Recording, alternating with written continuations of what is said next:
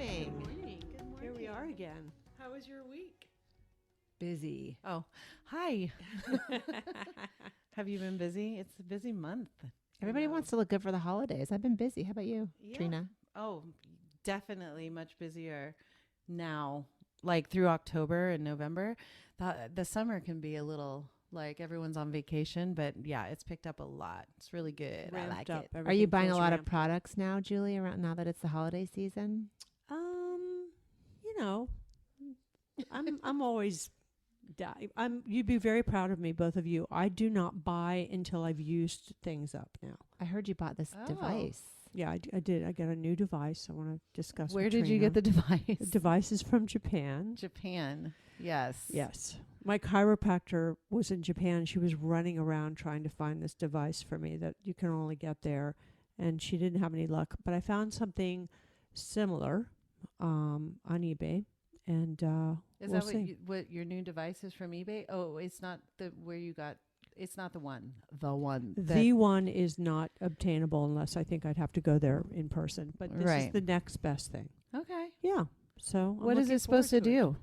It's multi-LED and microcurrent. Ah, okay. Yeah. Tightening, baby. Yeah, baby. There's a lot of Anti-inflammatory. those out there. Yeah, but So- this is like they don't sell it here because it's so. How much did you pay for that, Julie? I don't think I'm going to discuss that with the public, but I will tell Come on. I'll tell my I wanna I'll hear tell about my it. co-hosts in private. Okay, I can't wait. Yeah. All right. So we are a show called Facially Conscious, and we talk about everything from products to ingredients to fillers to Botox to lasers to everything that's out there that people are talking about, and we dissect them and break them down for you so you can be more educated.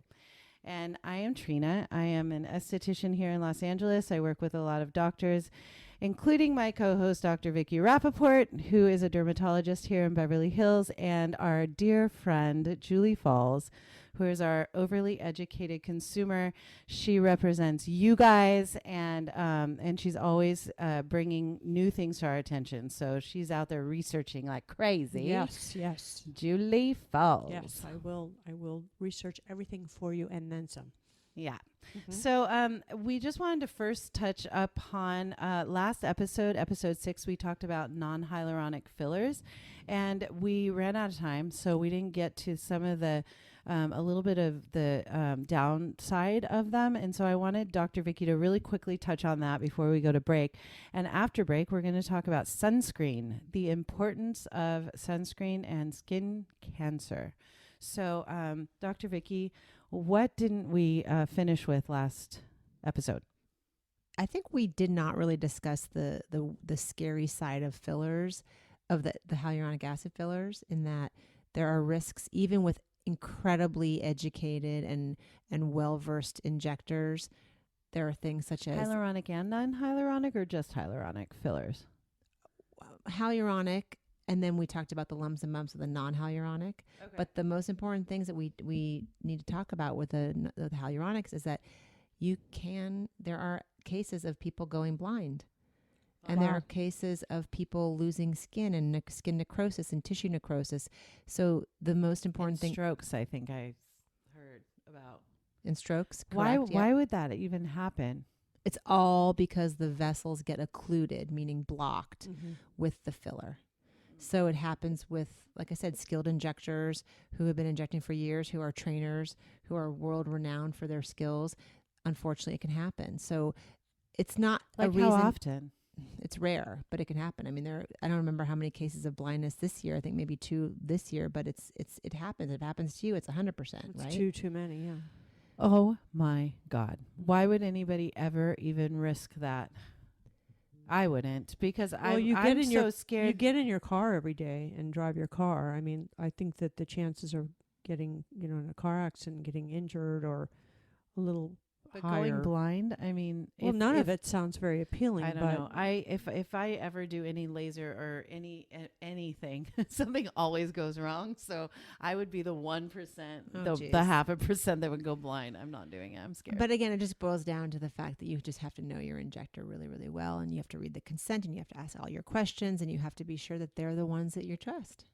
Mhm. I also heard that sometimes when an injector, I mean, a doctor told me this. Maybe it was you. I don't remember, but told me that if you move too fast and you inject the needle without pulling back to make sure there's no blood in the needle, because a lot of times if you pull back and there's blood, you know that you've gone into a vessel. Correct. And so you can Yeah. take the needle out and go in somewhere else. People who go too fast and don't really do the pullback and they're just injecting can often run into problems where something like bad could happen, right? Right. And it's hard for a consumer. You're going to ask like, hey, doctor or You're moving nurse, too fast. do you pull back and check for, for a flush of blood before you inject every single time? What is a consumer supposed to do? Say that? No. No, So, of but course yes, you're as with a trusted person and you. Yeah, but she said even the trusted people that you go to, it can happen to. I don't know. I don't want to scare people. Why are we doing but a show on scared. this and you're like Hey, I'm scared. scaring everybody? Well, to the point. I'm sorry, but I mean, it's a I'm billion-dollar. scared. It's a billion-dollar industry. right. We're not stopping the whole world from doing. I'm just saying, be careful. Sure, And yes, Trina, you're with right. everything. Those injectors should pull back at every injection. Go slow, take their time, not be rushed. Be very careful because there are ways of staying out of trouble as an injector, and every precaution has to be taken. yeah. All right. Well, that's a really scary note to start on. So we'll be right back. We're going to take a quick break.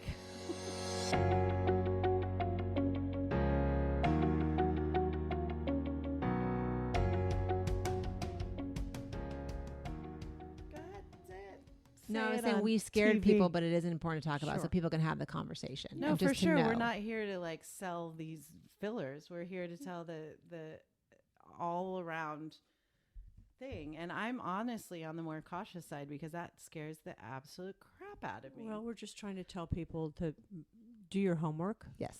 and go to the best person always. yeah, always definitely 100% when it comes to your face with anything, don't go to anyone who's having sales and discounts because you want to go to somebody that you can trust. I feel like, Mhm. Okay. So this episode, we are talking about sunscreen, the importance of sunscreen. And so, Julie, I want you to take over. I'll be happy to take over. I would say that, if you're on a desert island and you could have two things, maybe it would be my brow pencil and my sunscreen. Oh, There- I love I that. do not leave the house. If you're on a deserted island, you wouldn't even be with anybody but yourself. You really would need your sun. Yeah, you but would need your yeah, sunscreen. your sunscreen. you Sunscreen definitely for would sure, need. but brow yes, pencil? yeah, just to make me feel better, like vanity. I'd want a towel. Yes, but I mean, just in terms of your cosmetic things and your anyway. I want my mask. What's the thing that's your eyelash curler. Yeah, my eyelash curler. Yes, there you go. What would you want, Vicky? Gosh, if I was on a desert island, what beauty product would I want? Aquaphor for my lips. for There you sure. go. Aquaphor. Oh my God, that's my favorite And product. your sunscreen. Oh my God, it's the best for everything. Except you'd have to hide under a tree. Would there be a tree? Okay. Anyways, off subject. Okay, back to sunscreen. I put it on rain or shine every day. Back Good. of hands, face, neck. How do you say delicate? Décolleté. Décolleté. I never pronounce that correctly. Very sexy. But there's a lot of questions out there about sunscreen. Maybe we could dispel some myths and get some answers. Let's start with Dr. Vicky. Okay. And how does the sun cause skin cancer? Let's start with that. Oh gosh. Okay. So the UVA and UVB rays are the ones that get through the atmosphere and hit our skin. And so it basically just causes DNA damage in the top part of the skin. And over the years, that DNA damage turns into growths. And the different kinds of skin cancers, there's three major kinds. There's basal cell, squamous cell, and melanoma. And there are about 1 million cases of basal cells a year, about 500,000 cases of squamous cell a year, and about 100,000 cases of melanoma a year. Is that in the United States or in the world? United States. Ah, Good that is a question. lot. Can you get Lot. skin cancer even if you're never in the sun? Of course, yes. Okay. So people can get skin cancer on places that have never seen the sun. The bottom of the foot, you can, and it's melanomas usually. So Right. bottom of the foot, in the buttock, Between the toes or between your something? toes, Right. on the roof of your mouth, you can get melanoma. You can even get melanoma on your retina. Now, the retina does get sun because the sun goes through your eye into your retina, but and then there are genetic ways that you can get skin cancers, like basal cells, or something called basal cell nevus syndrome, which is just a genetic problem where they get hundreds of basal cells all over their skin that are unrelated to the sun. How can you get it if something has not had any contact with It's a genetic Gotcha. mutation. Okay. And How do you know that you have it on the bottom of your foot or in between your toes or on the top of the roof of your mouth? How would you even know that to go to a dermatologist? How do you find that? Like, how far does it go before you usually do you see a patient that has something like in those areas or their buttocks? Like, does it itch or something? Like, So typically, unfortunately, melanoma at the beginning can be completely asymptomatic. And if detected early, most skin cancers are 100% curable, even melanoma. wow. But if not detected early, it's a problem. And so, unfortunately, when they're not symptomatic, you don't know. That's the reason why people need to get their skin checked. Body They should checks. check themselves. They should go to the dentist. The dentist will check the roof of their mouth. They should go to the ophthalmologist. But yes, eventually there are symptoms. There's pain, there's itching, there's bleeding. People shouldn't ignore things that are persistently not quote unquote healing. so really quick, on that note, when you go to a dermatologist generally to get a mole check once a year, I have not experienced them checking in between my butt cheeks or That's my true. toes Well, I will say in my or the bottom of training, my foot. I train with a lot of different dermatologists, and there was a dermatologist that did actually look in between people's buttocks. He was the only one I ever saw do that. And unfortunately, they don't. And it's because a lot of people are very shy. Sure. But a woman has a gynecologist, and a gynecologist, when they're doing their pap smear, should look. They should look quickly in the buttock and obviously in the folds of the genitalia. But if you're not going to the doctor, nobody's ever looking. And if you can be so, conscientious to look yourself, you should. It's easy. It's And not what are you deep. looking for what are you looking if you have, let's say you have a freckle between your butt cheeks? How do you know if it's melanoma? Well, you don't as a lay person, but if it's growing and it's asymmetric in color and in shape, and it does have, say, like a little bit of bleeding or it's a little symptomatic, then you might be suspicious and then you might have a professional look. But What you're does right. Systematic mean? What Symptomatic.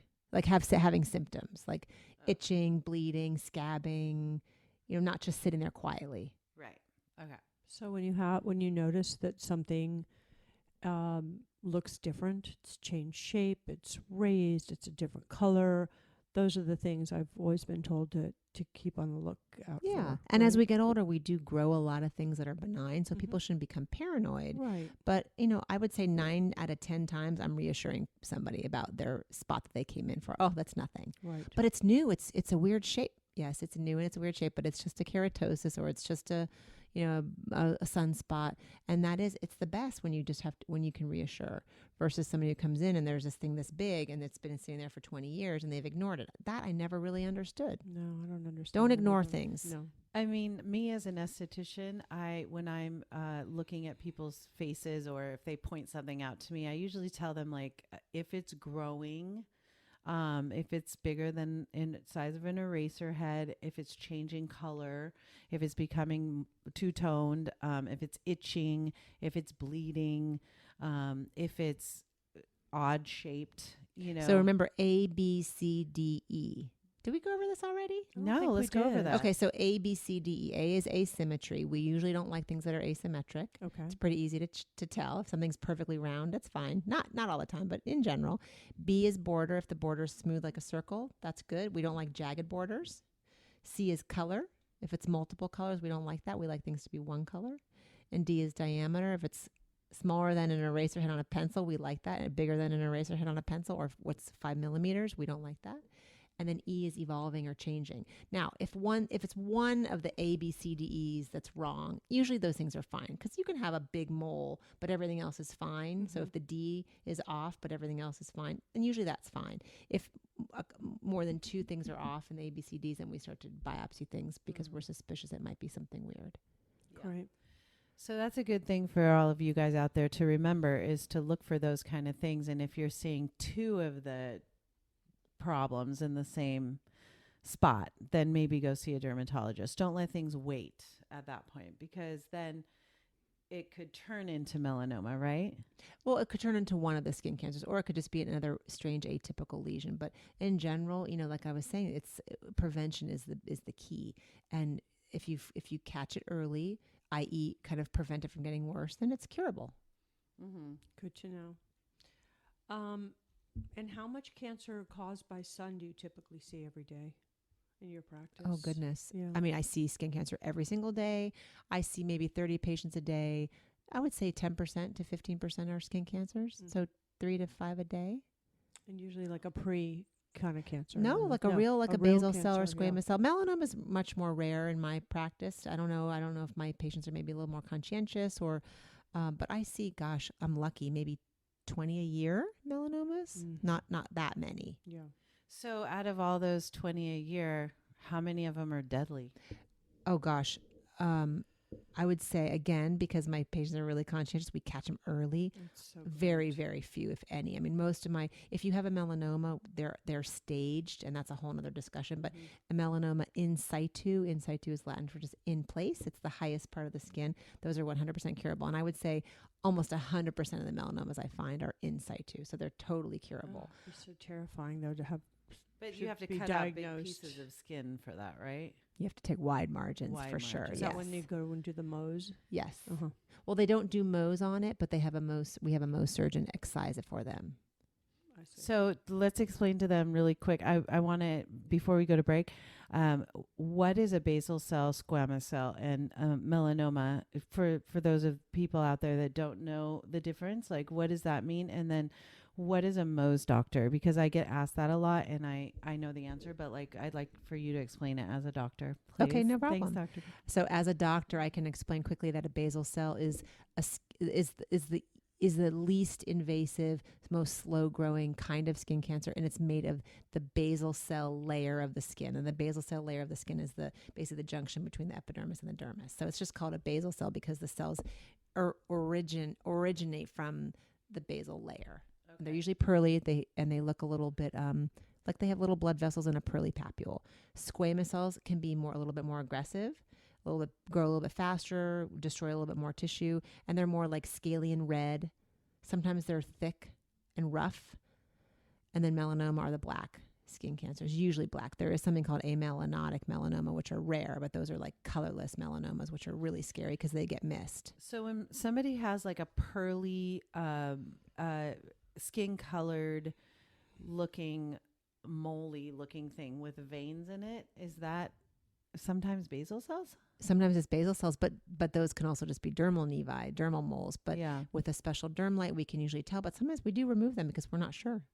And then do you want me to explain what a Mohs surgeon is really fast? Yes, please tell us. Okay, so a Mohs surgeon is a specialized surgeon who takes off as little skin as possible in a stepwise fashion to protect as much skin as possible on your face. So usually it's on your face. So around your eyes, around your nose, around your mouth, there's not a lot of give. There's not a lot of extra skin. So if there's a skin cancer in those areas, we'll have the Mohs surgeon do that in a stepwise fashion. They process the slides while you wait. If all the margins are clear, then they stitch you up. If the margins aren't clear, they'll go back where the margins aren't clear and they'll get a little tiny bit more. But it's like a microscopic way to take out as little skin as possible to fully get that skin cancer. In the old days, they used to take, like it was unsightly sometimes. They would just go too deep and too wide. Yeah, right. But also, what the way I like to explain it to people in a ABC's kind of way is when back in the day, they would cut out a skin cancer, sew you up, and then they would send it to the lab, and then they would check it. And if they didn't get it all, you'd have to come back, and they'd have to cut more, sew you up, go away. So sometimes it could take a long time. With a Mohs doctor, you could sit in the office for 1 hour up to 8 hours. I mean, sometimes you're there for a really long time, but it all happens there.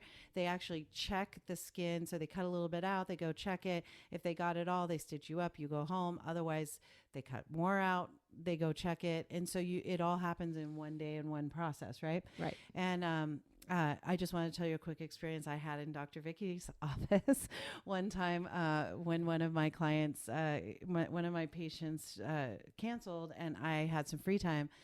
I usually would go into the office and watch what Dr. Vicky was doing. And they were like, oh, there's a Mohs surgeon in there today. And I was like, what's a Mohs surgeon? It was in the very beginning when you first had him in. And I was like, can I watch? And they're like, you want to watch? I had no idea what was happening in there.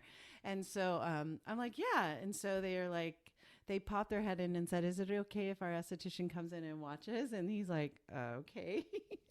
So I walk in and this guy's sitting there reading a magazine. And I look over the shoulder, and I swear it was the size of a tennis ball in his, like under his collarbone, in his chest area. And I just looked at it, and I was like, oh, God. And he tried to explain it to me, and I just walked out of the room. I was like, too much. It was too much for you. You were hoping I had no idea what was happening. Lady with a tiny little, yeah, which I had done right here under my nose. Yeah. I had Mohs there, but there were so many people in the waiting room, like waiting all day long, mostly over like 70, and it's kind of interesting, but I've never seen anything like that. It was intense. I was like, well, I'll never watch that again. That was very interesting. All right, well, we're going to take a really, I know, I don't even know. Did they? I don't even know. All right, we'll be right back, you guys.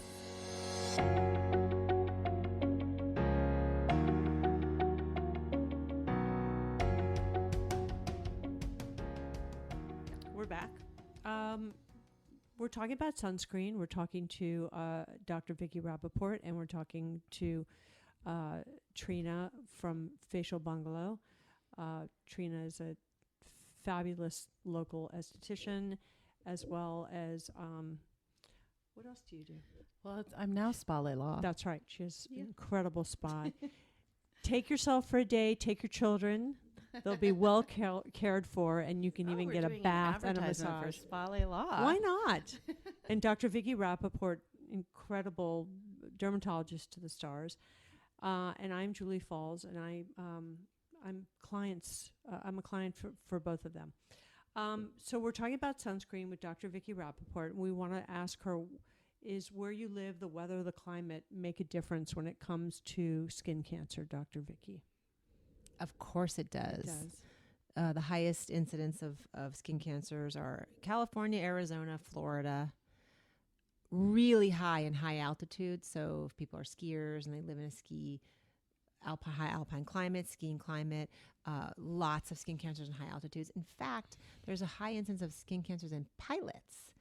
And the theory is that they get a lot of sun through the little tiny windows, and they're really, quote unquote, closer to the sun. That's so interesting. So it does matter. The cloud, obviously, if there's a lot of sun every day, there's an increased risk. But the other thing is, where there isn't a lot of sun, if people are just getting out there that first day of sun, say in like Buffalo or, tiny towns with very little sun, Ohio, that first sunburn is really, really damaging. So don't think that just because you live in a winter place or a snowy place, you're immune, because you're not. You got to be careful. Are your windows tinted on your car, Dr. Illegally Vicky? tinted, yes. Mine are too. I want to have that done. Oh, I'll give you the name of a place. Do the ceramic tint. It is the best. And I'll write a letter. You could stick it in your glove box, because it basically allows you to have like an illegally dark tint. Oh, well, so I do a light tint on the windshield, but it's a ceramic tint and it's 99% UV, but it totally protects you. I put it on the windshield in my driving side so that I don't have to wear sunscreen in my car, because you get a lot of sun damage in your car. I think I'm definitely feeling it. Yeah. But I also want to say about the weather and the climate, even when it's cloudy in Southern California, you can get a sunburn. So some people think, well, it's cloudy. If you can see your shadow is usually the rule. If you see your shadow on the ground, you're getting sun damage. So, you're getting sun exposure. I think the worst sunburns I've gotten are in cloudy days when I was a kid growing up in Florida and going to the beach. Definitely. The wind, Oh, yeah, for sure. Burn. Yeah. And does that brings us to talking about skin color. Does the color of your skin make a difference? And I guess there's something called the Fitzpatrick scale that you can tell us about. Yes. So the darker the skin, the less risk of skin cancers you have. However, dark African Americans are not immune. But what's interesting is the dark African Americans with light eyes are the ones that get the skin cancer. So sometimes we think it's actually the color of your eye will be able to tell if that person is a little more prone. Obviously, the lighter and lighter you get, the more sunscreen, the more protection, the more sun avoidance you have to do. So albino has 0 pigment, right? Skin type 1. Skin type 2 is blonde hair, blue eyed. Do albinos just burn? Oh, yeah. They have to be so careful. They have 0 ability to make pigment. And that's why their eyes are red, because they don't even have pigment in their eyes. It's incredible. They're really careful. I actually have a couple albino patients, but they've been so educated by their parents and by me that they have the most incredible skin. It's like beautiful porcelain skin. And then They just don't go outside? I mean, I think they do. No, they go outside, but they cover up with long sleeves and hats, and they reapply their sunscreen. Yeah.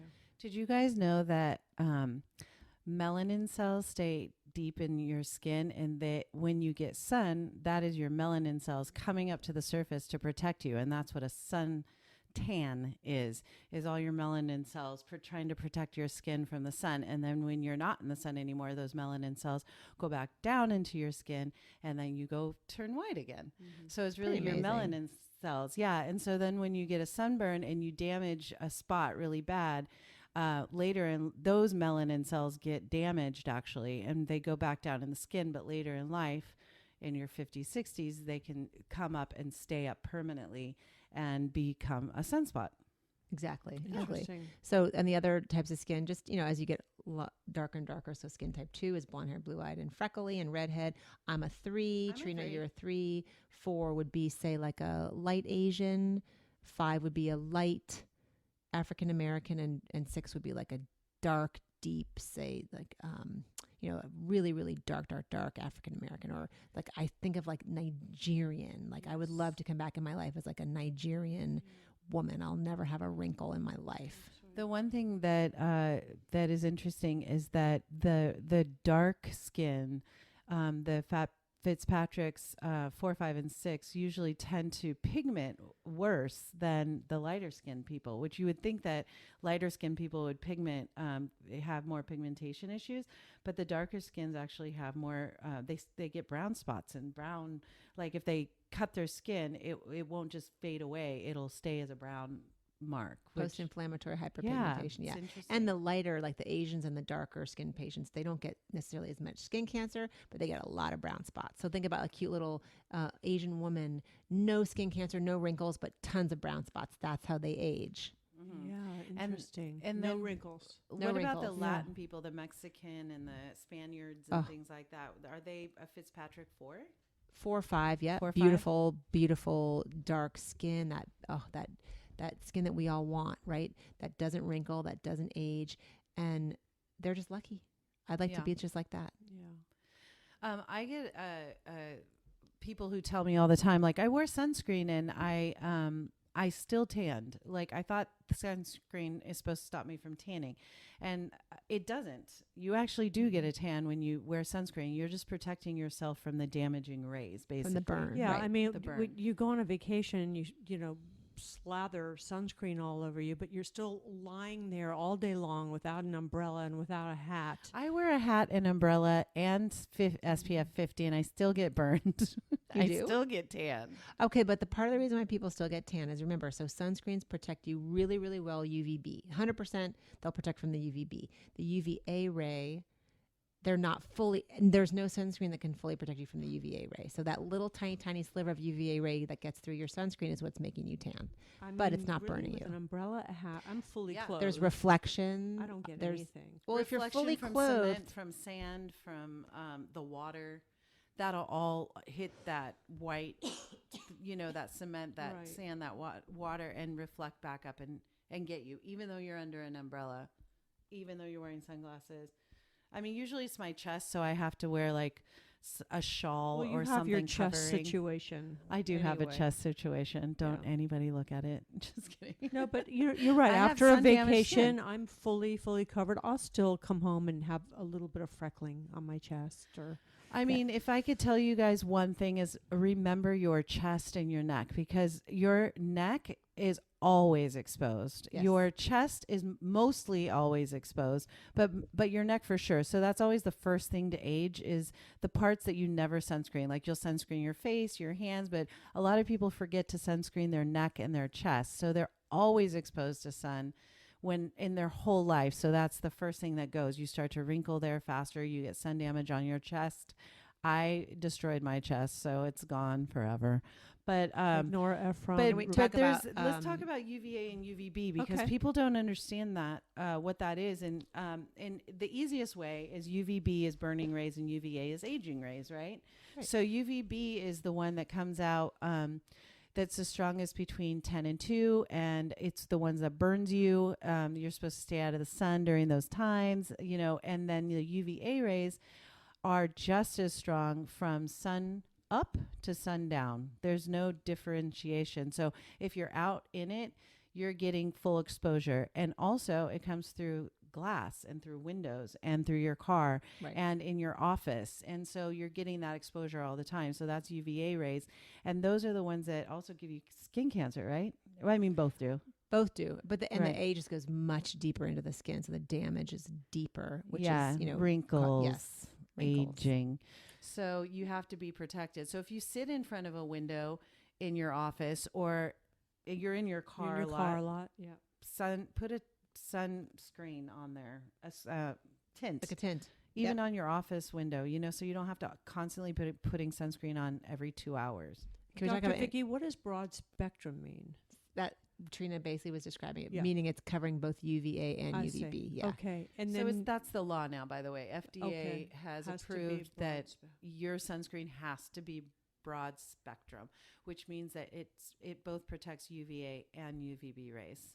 But and then remember, okay, go ahead. you Sorry. can't protect UVA completely. That's why You a can't. dermatologist like myself says you have to wear hats and you have to reapply and you have to wear clothes because a sunscreen alone is a false sense of security. Okay. And when you say That clothes, you mean sucks. the sun Long clothing or sleeves, just anything. That really Yeah. sucks. that clothes to fully protect you. Can you tell us what the difference is between a chemical and a physical sunscreen? Yeah, right. So chemical is actually absorbed into the skin. It's in a lot of sunscreens that you buy over the counter. It's not the zinc and titanium. It's the chemical sunscreen.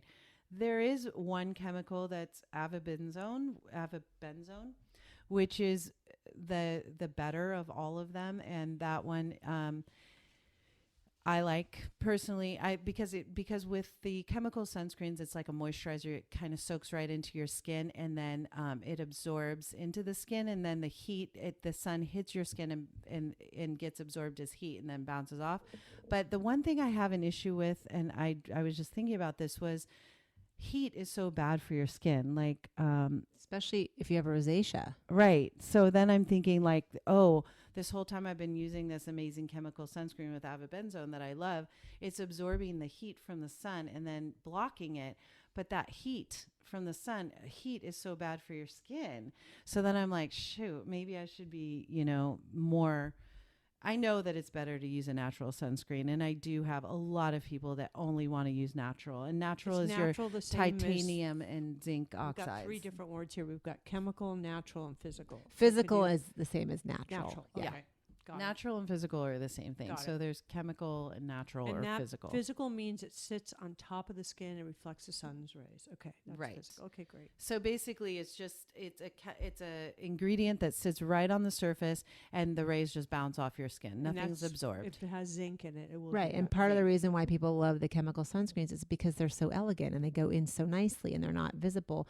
Whereas if you have as a physical block with the zinc and the titanium, they're a little thicker. Sometimes they have to put a little tint in them to make them look less white, but they are better they're not actually, they're better, they're healthier sunscreens. And Because they're not being absorbed. because they're not being absorbed, but the chemical sunscreens actually protect more of the rays than the physicals. So Interesting. it really, truly, if you want the best sunscreen, like I'll tell my patients, look, on a regular basis, do the physical blocks because you don't want all that chemical on your skin every day. But if you're going on vacation and you're going to have all that intense amount of sun, get a sunscreen with both a physical and a chemical block. I have what I believe is a chemical kind of like tinted foundation. And then on top of that, I'll use The physical, it's a it has zinc in it, but it's Mhm. tinted. So I'm Great. Is like it a double. powder? Great. No, they're Oh. both, Pumps. pumps. But so I guess I'm double protected Yes. using both of them. Okay. And you Actually- can't, it's not additive. Like you can't Yeah. add up the SPFs, Right. but it's definitely a little more than one. right, like a Right. like So a barrier so if you're thing. I do the same thing. I mean, I put on a moisturizer that has sunscreen because I want the moisturizer, but I also want the sunscreen, and it's avobenzone, so it's a chemical sunscreen. But then I'll put a primer on because I like the look of the primer with that the has tint, the tint, right? and that's the zinc oxide, and that's the natural one. And so I'll put that on it kind of as the physical barrier. But it's not like I'm getting double the sunscreen. You can't double up the numbers. So if one's an SPF 30 and the other's an SPF 30, you're not getting an SPF 60. And also, the FDA has now put a law out that you can only put on your label that it only lasts. It doesn't matter what the sunscreen. It only lasts 2 hours. So you're Yeah. supposed to reapply every 2 Reapply. hours. And Trina, you turned me on to that powder, Color Science, which I keep in my car. I don't use it all the time because it feels a little gritty. Mm-hmm. Do you still like that? Do you? I both do. Like that? I absolutely love SPF powders because you have to reapply, because nobody is going to reapply a cream every 2 hours on their face. Most women use makeup, and then also men aren't going to do it. I don't know anyone who reapplies their sunscreen every 2 hours in a cream, right? Or even a primer. So the best way to get it on is to use an SPF powder that is a powdered zinc, and it's powdered minerals, and you can put it on children as young as 6 months old. You sell a And lot of it. I do you, Dr. Sell Oh a yeah, lot we of it. sell a lot of it. Nice. Because also remember, we see a lot of kids with acne, so it's really good for kids with acne because 'Cause it it doesn't soaks go up in the your skin. oil. Right. Good to And know. also the molecule is too big to go into your skin, so it just sits on the surface and protects, and it doesn't cause acne. Doesn't clog your pores. Doesn't clog your pores. Oh, good. And it comes in a pretty clear color. It's not white, so it's not going to make you look like a ghost. And kids like to do it because it's a powder and it has a brush on it, and they can kind of powder They have fun with themselves. it. They have fun with it, and then you kind of do an overall sweep after they play with it, But Yeah. it feels better than when you're rubbing like a thick zinc into Sure. a child's skin. Sure. And it makes us reapply. So I tell people to like keep it in your purse or keep it in your Car. glove compartment and like reapply whenever you know you're going to be out walking or going out into the sun. Just kind of powder your hands, powder your chest if it's open, powder your face. Don't forget your ears. Oh yeah, if your ears are exposed, a lot of skin cancer on ears. I remember that in your office. And Dr. for men, Vicky. the back of the Men. neck. Back of the neck, ears, nose, gets it a lot. So yeah, those are the two types of sunscreen that we have out there. Mhm. But again, like the FDA has put a law that you can't say something is completely a sunblock. Sweat proof, waterproof, all day protection, like those are no longer allowed to be used. They also say that you have to put the sunscreen on, 20 minutes or something before you go out? 15 to 30. Yeah. 15 to 30. So you can't just put on your sunscreen and jump in the pool. Or, you need to apply and then sit for 15, 20 minutes. So I'll always try and like before we head to somewhere, I'll try and like sunscreen my daughter at the house. And then by the time we get there, she's safe, I guess, for yourself as well. What else? Anything else that we need to talk about before we close it up? I would just quickly like talk about indoor tanning. Oh, okay. boy, yeah. Before we talk about that, I just want to say that the FDA has also slapped down a rule about the SPFs higher than a 50. So SPF is for the UVB rays. It's not for UVA rays. So when you see an SPF, that it's specifically dealing with the UVB.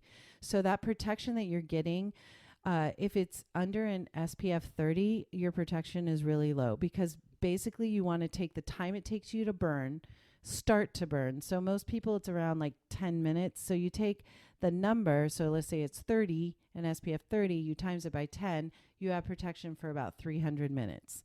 So that's kind of how they judge it. So anything under a 30, they say is not enough. 30 to 50 is almost equally the same. 50 is a little better than 30, but anything above a 50 is basically about a 50. It's Negating so yeah. it's so minute, the amount of protection you're getting above an SPF 50. So if it's an SPF 100, it's like an SPF 50. You still need to reapply every 2 hours. Well, and all those chemicals, when your SPF is so high, I just feel like you don't need all those chemicals on your Right. body. We really don't know what they're all going to be doing. So yeah, 30 to 50 is my favorite SPF as a dermatologist. Yeah. And I say you're totally safe between a 30 and a 50. Okay. And then lastly, I wanted to talk about what you just Indoor I just want tanning. to talk to people about indoor tanning. It is never okay. It is truly the worst thing you could ever do for your skin. It's about 15 times stronger than laying out in the sun. And there are about 30 million people that tan, and 2.3 million teens actually tan. And it's just horrendous. In those tanning beds? In those tanning beds, And yes. so do you get skin cancer in those if you do a lot of tanning bed action? 15 times stronger than the sun. What do you think? Do you see a lot of patients coming to you who? Well, I think, again, I have a very educated crowd. They Right. don't indoor tan. But had they done it prior, like years ago? Yes. We didn't know so much. And the problem is that it comes out 20, 30 years later. Those skin cancers will come out 20 to 30 years later. And the tanning, you can't sue the tanning bed place. I did it years and years and years ago, and I was told the place I was going to, oh, we have the rays that are not damaging. Oh, crap. Yeah. And in those days, you're like, oh, great. Yeah.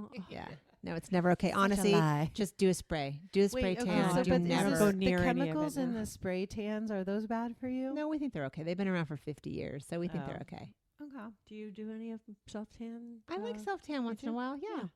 You mean with like a rub-on? No, I cream just or I get down? sprayed. I get naked and get sprayed. It is the sprayed. most So, horrendous at a place- experience of my life. Right. I always feel so sorry for the attendant doing me. I'm like, I'm really sorry. I don't know if this has ever happened to you guys, but I did that once and went straight to Mexico and laid out at the pool and went in the swimming pool like a day later after I got this beautiful spray tan. And I came out and I looked like I had a leopard print on my skin. Somebody did There not was, know like, what they were doing. I had spots where the tan came off and I was like, this is horrible. How long ago was this?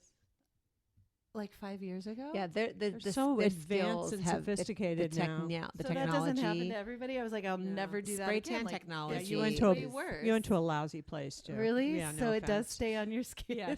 Yes, for sure. It was on Sunset Boulevard in a little mini mall. Oh. Somebody recommended it. Yeah, I think you have to prep your skin ahead of time and Like, make I sure did. that I you're scrubbed exfoliated. and, Yeah, and did all that. and I then- looked like a leopard. It was horrible. Oh, that's too bad. So Okay, that well, was we just agree me. though We're that not spray getting back tan there. is going to be better than indoor tanning. Please, do we all agree? we agree. yeah. Thank God. Absolutely. Okay, good. But I will admit that on occasion, I have done the tanning bed, the quick one that's even more intense. The like 10 minutes get a tan, You quick thing. of all people, Really, because I was just going somewhere and I needed to look good and tan for that like couple days, and I didn't have time to do anything else, and I was like, I'll just do it really fast, and I blocked my chest and my face and I did my body. I have a done that. lady who comes to the house with guilty. her own tent and does the best spray tan.